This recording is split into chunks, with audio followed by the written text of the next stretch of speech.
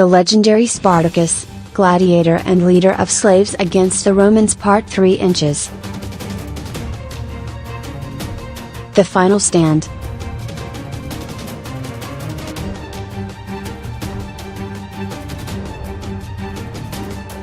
Led by the Roman gladiator Spartacus, the Third Servile War stretched on from 73–71 BCE. It was an attempt by thousands of Roman slaves to escape the gladiatorial ring. As a Thracian, forced into slavery by the Roman legions he had once fought beside, Spartacus was angered by the stripping of his freedom and took matters into his own hands by gathering his fellow gladiators in rebellion.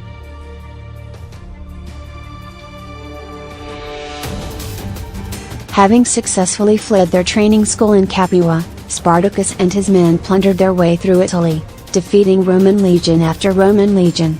With the Senate believing that the Roman state was truly in danger, Marcus Licinius Crassus was chosen next to bring the slave revolt to an end. Crassus' crusade against Spartacus.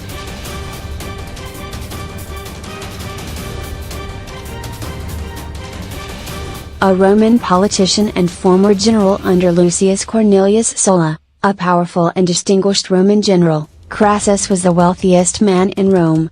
Crassus offered to prepare and train new troops with his own finances, strategically setting himself up for political maneuvering if he were to return to Rome successful. Crassus took his troops to the borders of Picenum, expecting to receive an attack of Spartacus and Mummius, however, at the first promising opportunity, gave battle and was defeated.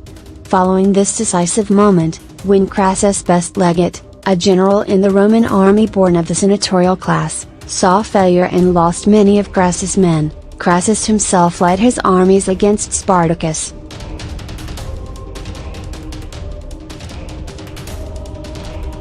One of the great mysteries of Spartacus begins here, as it appears Spartacus was leading his men back into southern Italy for unknown reasons after having just beaten Publicola out of Gaul. He went instead to the sea with the intent to take Sicily, according to Plutarch, by starting another servile war there. Spartacus bargained with the Cilician pirates to take him and his men across to the island, thereby also escaping the efforts of Crassus. Instead, he was betrayed for his money and left behind. Around this time, the wars in Hispania and Pontus were coming to an end, both Roman successes.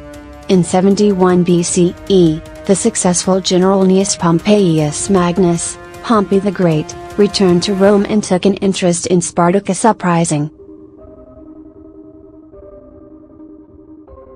According to Appian, Pompey was asked by the Roman Senate to provide backup for Crassus' army, as they believed the threat of Spartacus was still growing and Crassus wasn't yielding the best results quickly enough. Because of this second, and somewhat more fearsome legionary threat, Spartacus attempted to reach an agreement with Crassus to avoid complete decimation.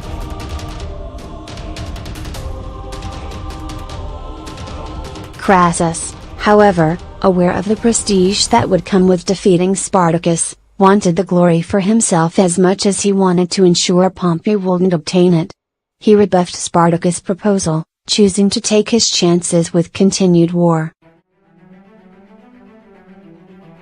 In the wake of this denial, Spartacus attempted to flee a final time to Brundisium with Crassus hot on his tail. However, upon Spartacus' arrival, he learned that the general who had led and defeated Mithridates, Lucullus, was present in the same region, having also returned from warns summoned as reinforcements. Caught between two powerful Roman military leaders, Spartacus and his men took a last stand in 71 BCE, choosing to face Crassus' army over Lucullus. With half of his army dead or captured from attempting to attack Crassus on their own, Spartacus and his remaining men faced Crassus' army by the river Seal for one final battle. There is little written record about the battle itself, especially as the story of the war was undoubtedly skewed by the victorious leader Crassus on his return to Rome. It is generally believed that Spartacus died on the battlefield among his comrades. Appian claims that Spartacus was wounded in the thigh with a spear and sank upon his knee, holding his shield in front of him and until he and the great mass of those with him were surrounded and slain. Though Spartacus' body was not recovered to the knowledge of modern scholars, it is generally agreed by the ancient sources that he did indeed die on the battlefield.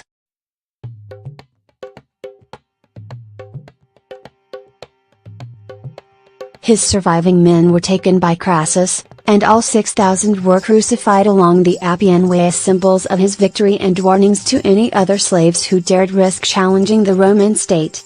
Spartacus may have been a skillful warrior with numerous defeats of Roman troops on his record, but at the end of the Third Servile War it was the Romans who endured, a matter that Crassus did not want to be easily forgotten. What was Spartacus fighting for?